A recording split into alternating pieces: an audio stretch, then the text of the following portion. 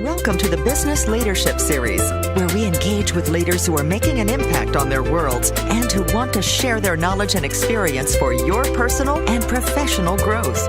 The following interview is designed to inspire you to become the best leader you can be. Your host, Derek Champagne, is the founder and CEO of The Artist Evolution, a full-service agency building successful brands, marketing tools, and campaigns, and also the author of the best-selling book, Don't Buy a Duck. And now, let's begin today's Leadership Series interview. Welcome to the Business Leadership Series, where our goal is to inspire you to become the best leader that you can be. I'm really excited about our guest today. He's been on with us before. I've heard many of our listeners comment on what an impact it's made on them. Aaron Walker's with us today. Aaron, thank you for being here, man. Derek, thanks for having me, buddy. I really appreciate you having me back. You've got quite a resume, especially in the entrepreneur and business category. You've started 12 successful businesses, started and sold over the last 38 years. One of your businesses started at 18, ended up selling to a Fortune 500 company. You've got an amazing business resume, which we'll talk about more. But you've been married for 37 years too, and you are in a mastermind group for more than a decade with guys like Dave Ramsey, Dan Miller, Ken Abraham, and many other notable Nashvillians. Tell me a little bit about your background. Kind of give us a summary of your early entrepreneur days. Well, thanks, Derek. I'll make it real brief because I don't want to make this interview about me. I want to make it about your listeners and how they can have that successful and significant life that I talk about each and every day. But just real quick, started at 18, met a couple guys with a bunch of money because I didn't have any. We formed a partnership. We took a company to 4 stores. I sold out to a Fortune 500 company in Fort Worth, Texas when I was 27, thought I was finished forever.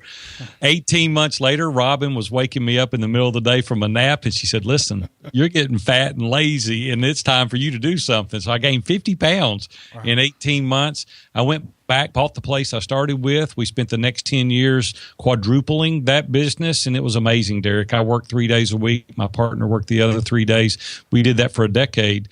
But my life changed forever. August 1st, 2001, I was headed to the office. Things were good. I mean, I had all the stuff, and nothing wrong with stuff. I like stuff. Yeah. But I had made it the central focus of my life is acquiring more stuff. Had a place on the beach, and we ended up with a place in the mountains, had a beautiful house in Nashville, et cetera, et cetera. And I don't say that boastful. I say that very humble. But the point is I really was focused on getting the stuff. And then Enrique changed my life forever. Enrique was crossing a 4-lane highway to catch a bus in Nashville, 3.5 miles from my office, and he didn't look my way, and I ran over and killed a pedestrian. And I'm going to tell you, man, I don't know if you've ever had anything really tragic happen in your life, but it slowed down like to a crawl. It was like I was watching a movie in slow motion. And I'm like, oh, God, that didn't just really happen to me. Seriously. I mean, all these thoughts were going through my mind. And, Derek, I didn't want to turn around. I didn't want to look behind me. And I stopped and pulled over to the side of the road, and I jumped out, and I was shaking so hard I couldn't even dial 911 on my phone. And I was like, oh my gosh, I can't believe this. And I turned around, sure enough, man, cars were stopping everywhere. This guy was face down. Make a real long story short, he lived 3 days in the Vanderbilt trauma unit here in Nashville. I live in Nashville, Tennessee. And they called me and they said, sorry to report, Enrique didn't make it. And I'm like, I didn't even know what to say. And so I hung up the phone and I went and told Robin, and it was a bad day, man, I'm telling you. And I decided to sell the business. I said, listen, I've been chasing money since I was 13 years old. I'm 41 at the time. So we did. We sold the business. I took the next 5 years off. I didn't do anything. We traveled around the world extensively, and I was grateful that I had a little bit of resources that I could get away, get my legs back under me, because you don't get over that. You just pray for God's grace to teach you how to deal with it, and he did.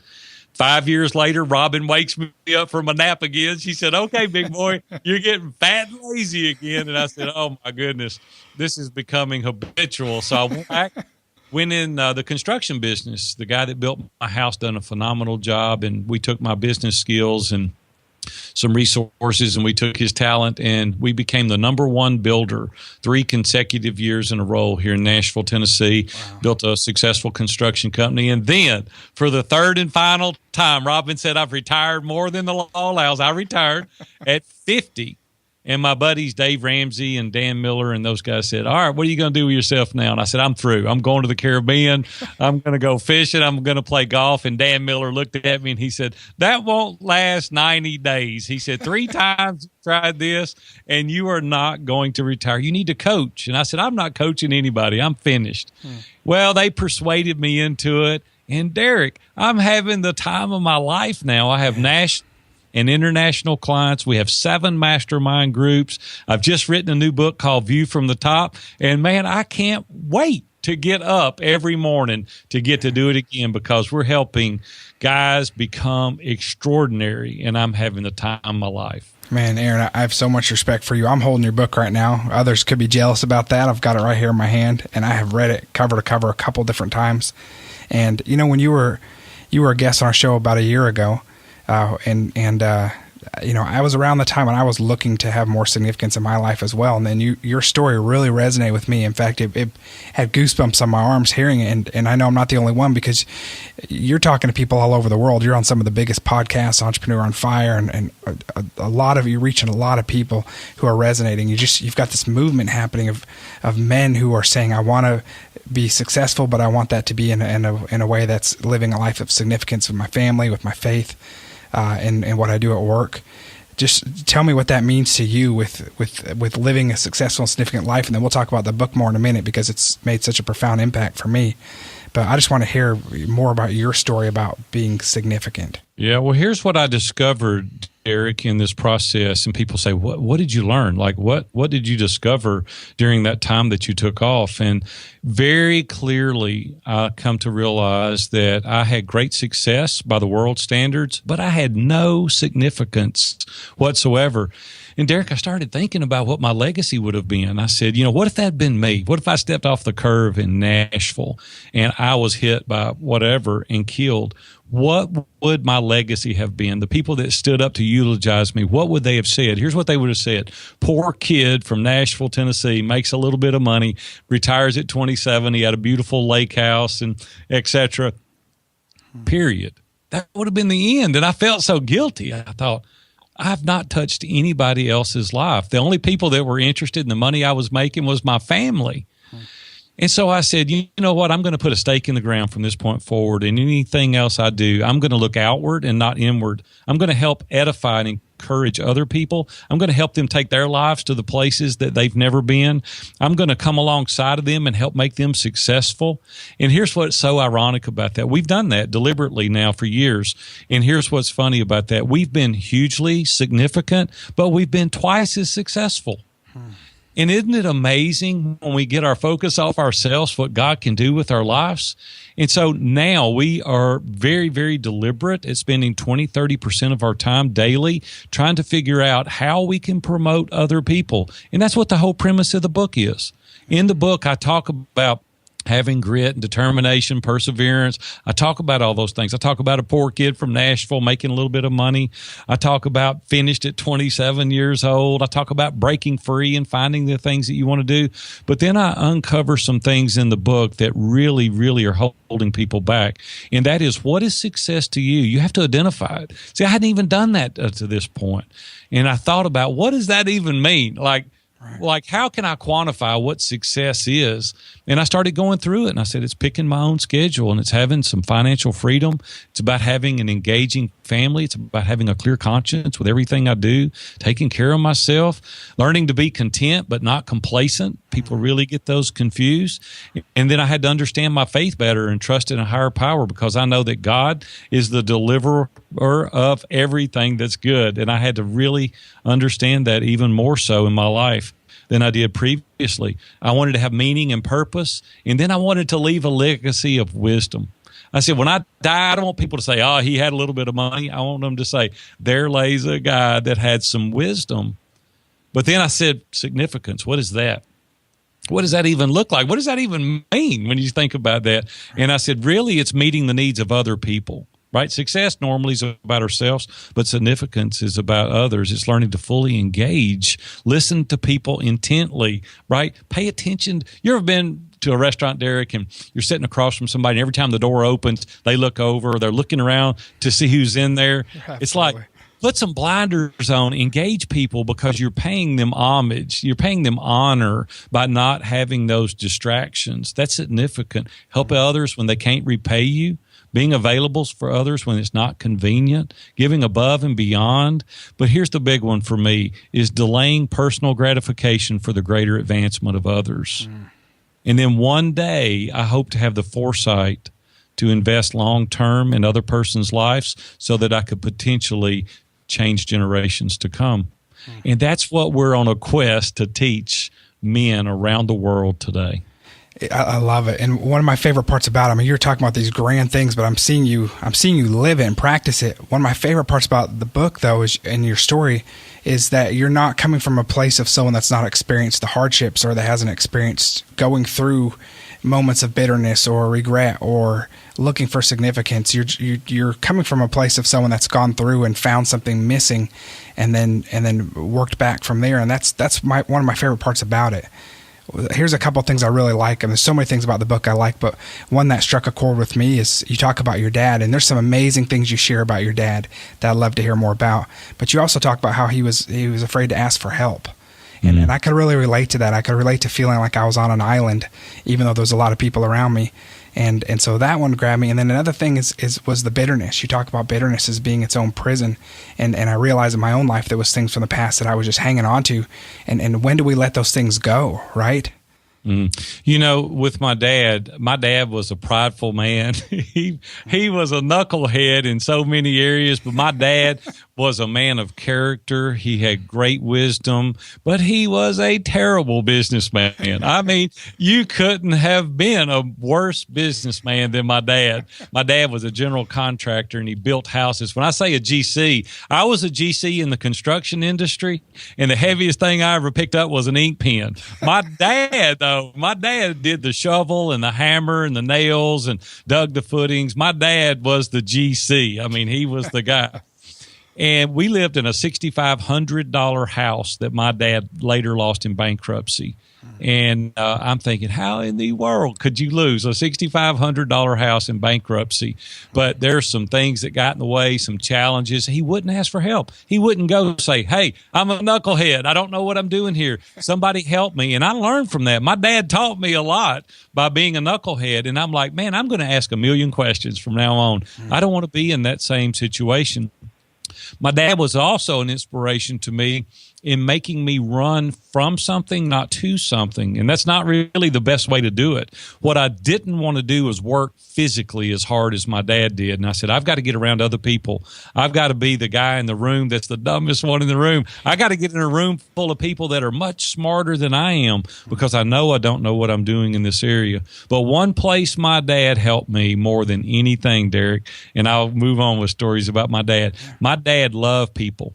And Derek, you would have loved my dad in 5 minutes after being with my dad. You'd want to hug him. I mean, he was the most kindest, gentlest spirit, loving guy, generous to a fault. That's probably why we lost our house. He gave everything away. But my dad taught me about caring about people. My dad told me the relationship is the most important thing that we have. It's the most giving asset. It's the most comfortable asset. It's the most precious asset that we have is relationships. We've got to care more about the people than we do the profit. And when we do, man, the abundance just comes pouring back. But so my dad taught me a number of things, but the biggest asset of all is the relationships. And my dad taught me how to love people well. Wow, man, thank you for sharing that. Hey, you talk sometimes, again, I want to go back to the book for a few minutes, because, you talk about grit and determination, and you've been very successful. So this book is a great book about, for those that are on the couch, how to get off the couch and take action.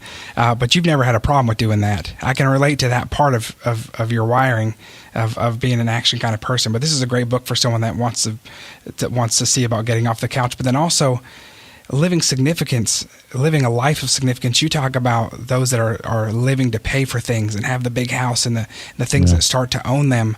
That struck a chord with me too, because I see in my neighborhood and our groups, we see that so often. What kind of trap is that? Well, yeah, I don't ever want to be the guy that's made a little bit of money and says, sell it all and give it to the poor. Money doesn't mean anything. And I want to be like, you liar. It does mean something.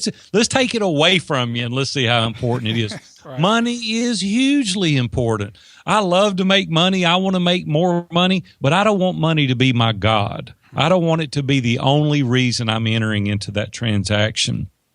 I don't want it to own me. I want to own it. Money is a tool, right? It's to help us live a life of meaning and purpose. But here's what happens each and every day. We get up on a quest to go get more of it. And I won't coach anybody that doesn't do it in its entirety as far as coaching. I can teach you how to make money. It's not hard to make money. But if you come home one day with a pocket full of it to a house full of strangers, you still end up a loser. Right. And I know how easy it is to do. It sucks you in that black hole. I mean, it says, hey, come on, just a little more and you'll even be happier. I'll be happy when I get the mortgage paid off, when I get another $100,000 or another store. And then your family's over there waving these white flags going, when are you going to show up for me? Like, when is it enough? When can we spend some time together? And it is a bondage we get into, right? We want to appear to be something in front of our peers. And I learned a long time ago, man, quit trying to impress anybody. It doesn't do you any good because they don't care anyway. You're not that popular for people to sit around, oh, that Derek Champagne, he's crushing it. No, they're not even talking about you. But at the same time, it's the thing that holds us back from doing well because you think everybody's sitting around the dinner table talking about you. Right. Quit being afraid and go out there and chase your dreams and chase the things and use that grit, determination, perseverance.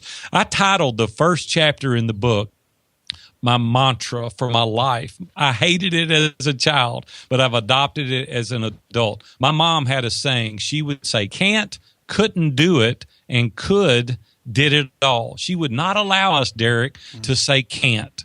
She would say, you might not be able to do it, but you're going to try. Well, as a result of her pushing me, and now I look at these upper limit challenges that we have as businessmen, and that's one of the things that I help encourage people to do is push them through those upper limit challenges, saying, you can do this. Let's go forward. That's what my mom did. She wasn't even realizing she was doing it, and it allowed me to have more self-confidence. And as pushing me through that, I was successful, and then I was able to gain more confidence, and I was able to do bigger things. So I titled the first chapter that. I want to go back for a second because you talked about bitterness a while ago. You asked me a question. I didn't answer the bitterness part. There were a number of places through my life that I've become bitter. And if you live long enough, you will too. Everybody does.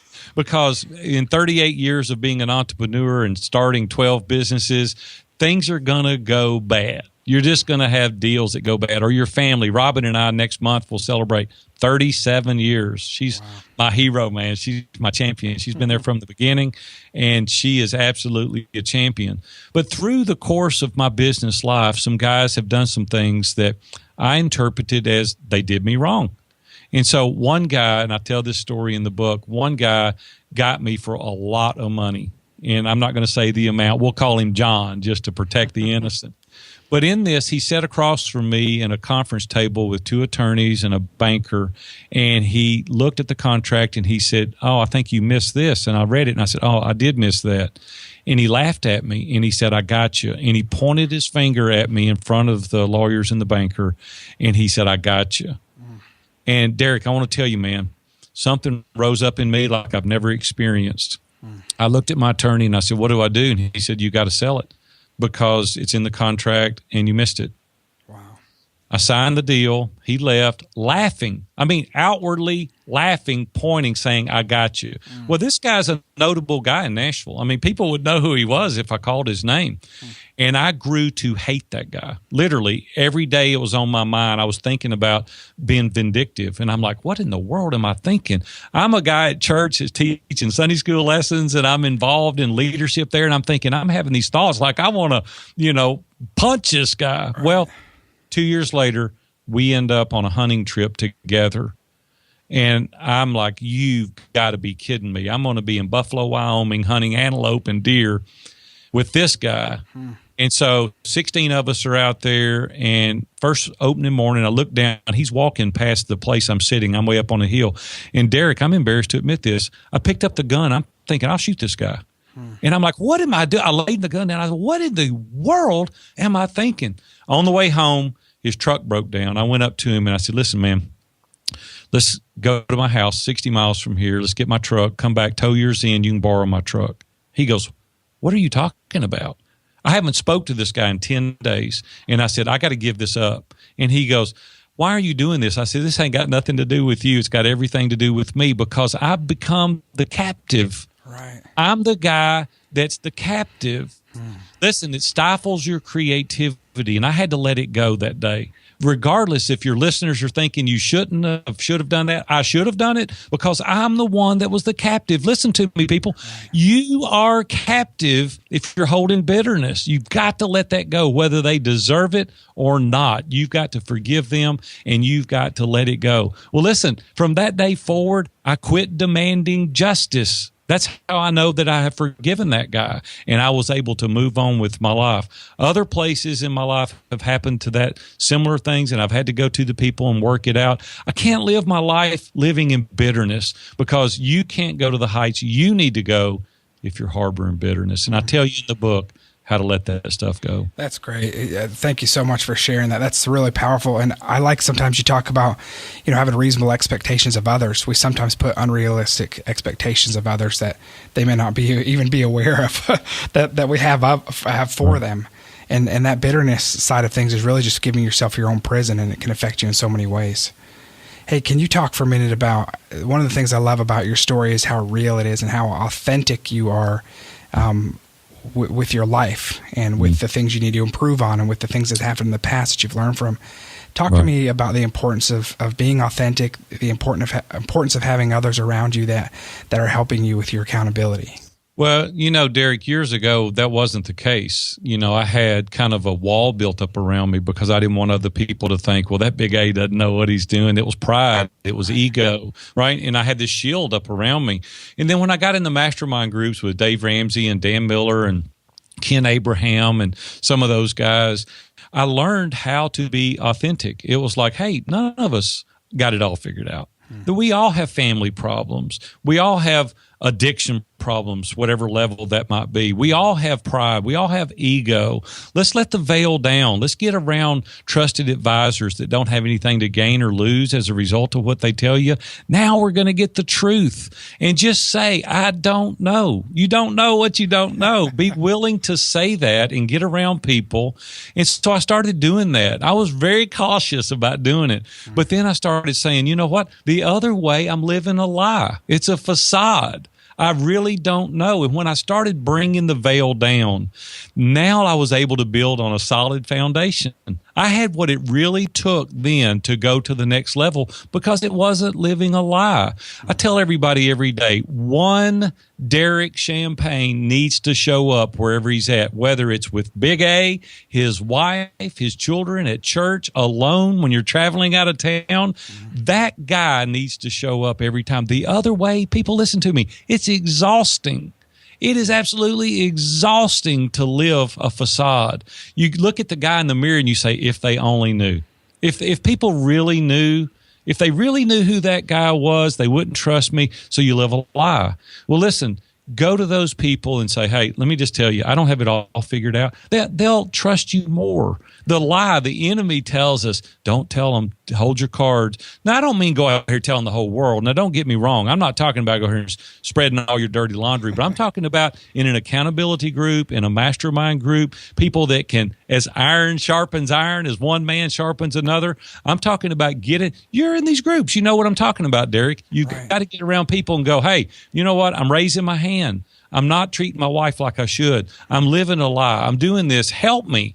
Give me the courage and the strength and the stamina to deal with this, and then I can eradicate it from my life, and then I can go about being that authentic guy. Man, listen, you guys, when you get to that point in your life, it is so freeing.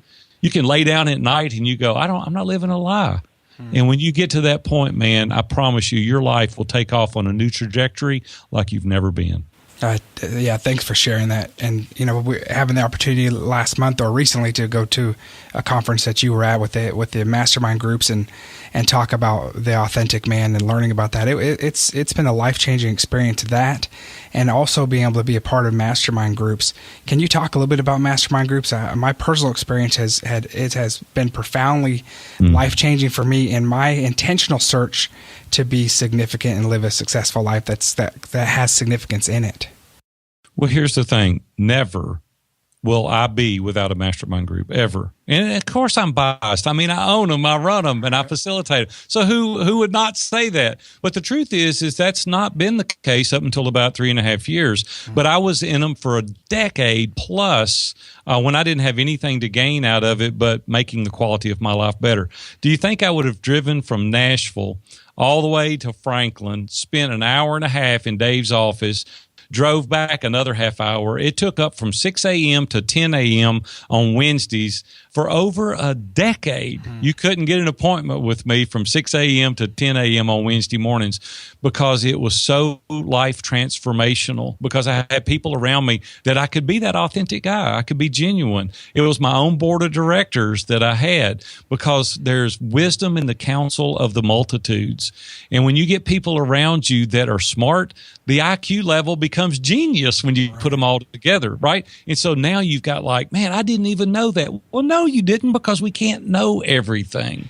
And so we have to have people around us on an ongoing basis to help us work through. Listen, here's the other thing. If you live long enough, you're going to have trials and tribulations and turmoil in your life. You just can't help it. It's inevitable. We all have that. And when you invest time, an inordinate amount of time with guys, they know you well. They know how to help you get through that. Or when you want to start that new business deal, they can look back over your history and go, this has proven to be true over and over in your life. Why do you think it's going to be any differently?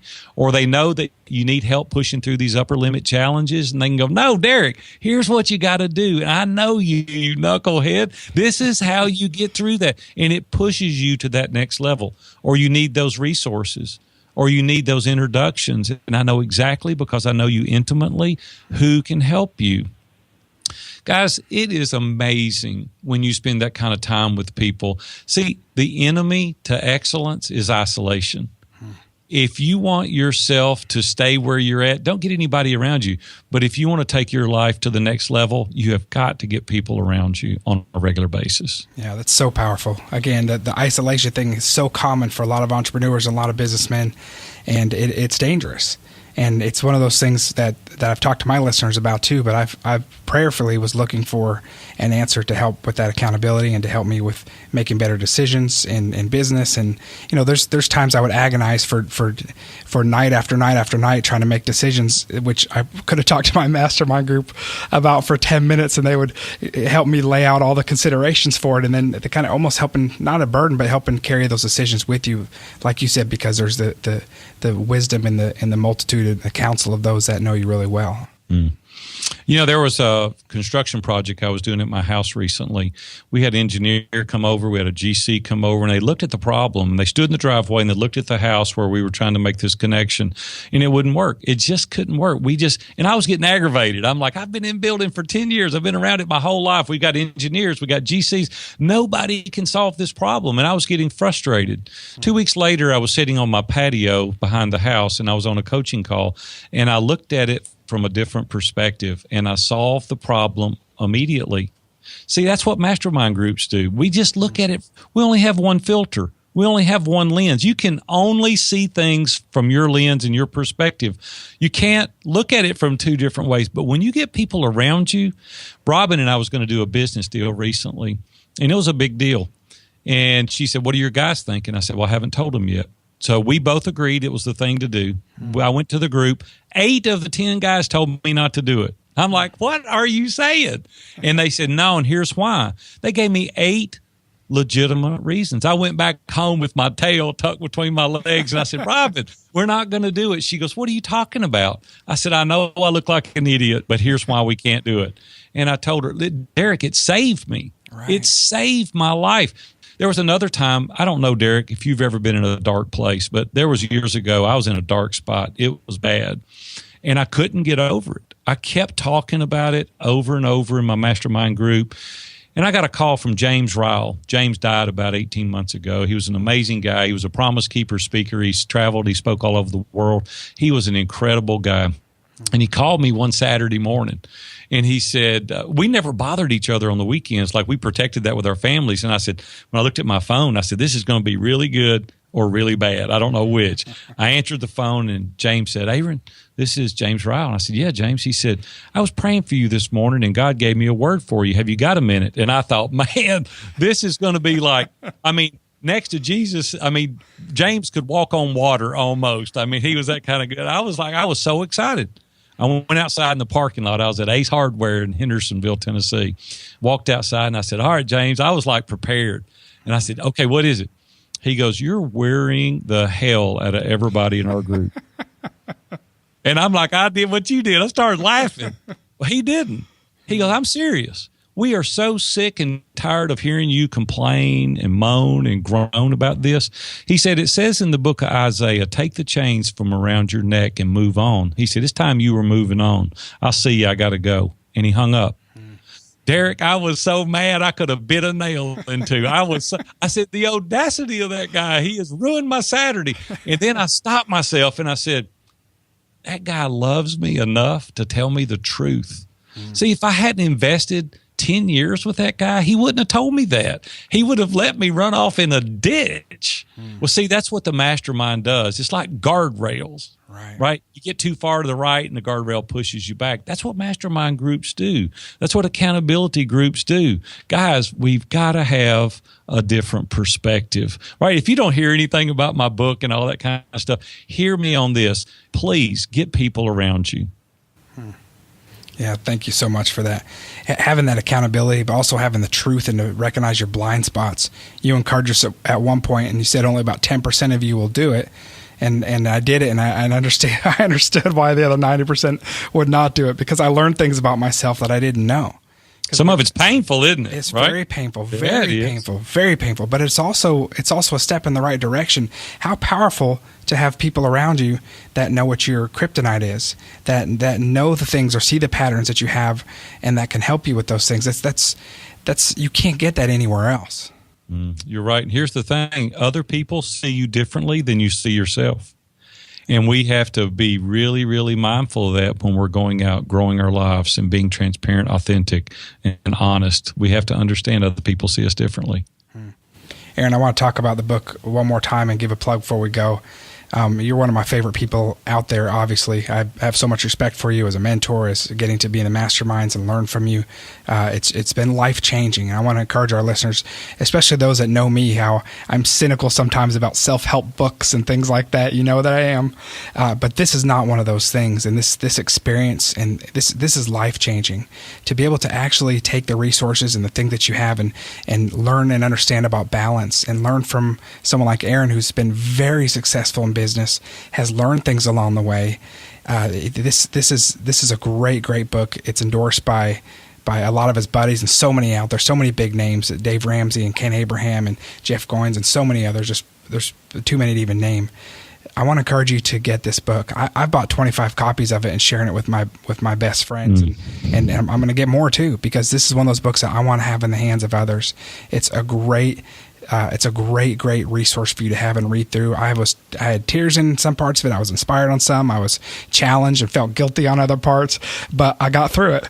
And coming out the other side, it really feels like a roadmap for how to be significant, which is something that we're all longing for, or if we haven't found it, we know that that's something that we need to find. So, Aaron, anything else you want to share about this book? Wow, I'm very humbled. First of all that you said, thank you. I wish I could record that and carry it around with me on these interviews, but thank you, Derek. I appreciate that. Here's the thing is that I've done some things differently as a result of promotion about myself. I don't want to have the Facebook persona. I want to be real. I want to be genuine. I want to say, hey, let's celebrate because this was good, but this sucked really bad, and I got to tell you, don't do this. And I want to be the guy that says success is not just straight uphill. Man, there's valleys and then there's summits. And without the valleys, there can be no summits. And I want to tell you, you grow in the valleys and then you celebrate on the summit. And I talk about that in the book. I'm very, very transparent in the book. I tell you of the struggles that I've had. Yeah. There's many places that I didn't do things right. And I want to protect people from having to go through some of the trials that I did. And I tell everybody, you go bankrupt and then you start saving money, or you go through a divorce and then you lose weight and you start doing all the right things, or you have a heart attack and then you say, I got to lose 100 pounds. I want to help people not go through that. We're intelligent people and we can make intelligent decisions, and we have to do it right. And so the book hopefully points out some of those things, and it teaches about being blindsided, and that's what the wreck. You can't help those things, but it's how you deal with that. Once you're knocked down, do you stay there or do you pick yourself up and move on? And I teach you how to pick yourself up and move on, or choosing wisely, getting the people around you. You are the average of the 5 people you spend the most time with. I'm very, very careful who I spend time with.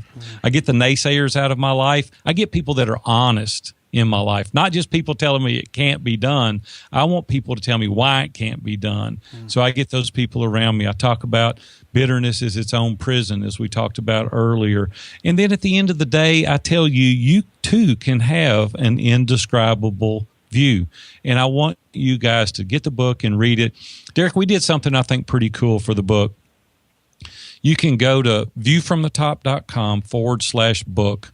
And let me tell you something that we're doing for this launch. And it's over. If it's after June 20th and you're listening to this, you don't get these bonus things, but the people that are listening to it before do. I wrote another book called The Mastermind Blueprint, and Seth Godin endorsed it. That was a home run for us, getting Seth. But the book is phenomenal, teaching people how to build their own mastermind group or some things to do to get in it. I'm going to give you a copy of that for every person that pre-orders the book. Also, there are 5 interviews that I do, and I've had the privilege of interviewing some of the most amazing people on the planet, some of them being like Pat Flynn and John Lee Dumas and Dan Miller and Ray Edwards and Lee Cockrell. Lee was the VP of operations for Disney for 10 years, a $175 billion company. And I interviewed him for an hour. I'm going to give away those 5 interviews also, along with just the price of the book. So if you'll go to viewfromthetop.com/book, you get everything that I just told you. Derek, so awesome. Thank you for having me on, man. This has been just a delight. It's always awesome to talk to you anyway, but thank you for promoting the book. Thank you for promoting View from the Top. And thank you, Aaron. Let me say one more time. It's viewfromthetop.com/book. And this is a must read. You go and pre-order now. The book comes out June 20th. This is airing right at the beginning of June. And you also get the interviews that he has with his buddies, John Lee Dumas, Pat Flynn, Dan Miller, Ray Edwards, and many others. And then he's got this mastermind book, which is awesome, and endorsed by Seth Godin, which is a home run right there. So, Aaron, thanks again, or impacted by your life, and thank you for being authentic and open and sharing with us some of the pitfalls and then some of the ways to success. Thanks, Derek. See you, buddy. All right, thanks, buddy. You've been listening to the Business Leadership Series, where we engage with leaders who are making an impact on their worlds and who want to share their knowledge and experience for your personal and professional growth. This interview was designed to inspire you to become the best leader you can be.